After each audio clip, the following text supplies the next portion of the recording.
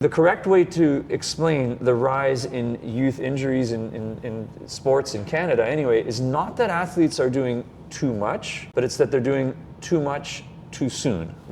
In other words, they're violating that acute to chronic ratio. And in fact, if you take it a step further, like not forward, but actually a step backward, and you were to look at, well, how they're training, most likely what's happening is that athletes aren't training enough consistently, or they're not training hard enough consistently, therefore they're not adapting, they're not improving, and then without enough of a build-up, then they do like a make tournament. a big jump or something, or yeah. a big jump in from the off season to the competitive season, or from a lower level club to a higher level, or whatever it is, whatever those jumps are, those increases, in other words, the increase in acute load relative to chronic load, those increases are too high. Yeah. That's why they get hurt. And if I tell you you're a parent, you're an athlete, whatever, I tell you you're doing too much, well, the first thing you're going to do is you're going to start doing less. Okay? Sure.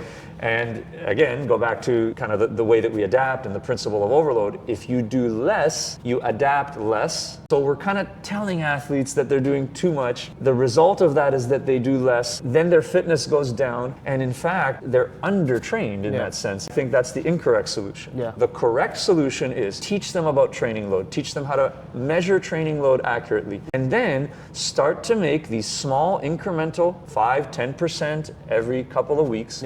Or every 3 weeks really, these small incremental increases in load every 3 weeks, to the point where the athletes build up their fitness, build up their capacity, build up their chronic load. You can handle those better if you follow these principles of training and you manage your acute to chronic load ratio. Young athletes are not getting hurt more because they're overtraining. Young athletes are getting hurt more because they're undertraining, and then the jumps or the increases that they make in load are too much too soon. That's why I've called it the overtraining myth, because again, the myth is the incorrect assessment of the problem. There is a problem with a rise in youth injuries in sports, and simple things like patellar tendonitis, Achilles tendonitis, even some kind of muscle strains and things that like didn't used to happen to children in the 80s and 90s. And because the assessment of the cause was incorrect, the prescribed solution is also incorrect. So I go back to, you solve the problem of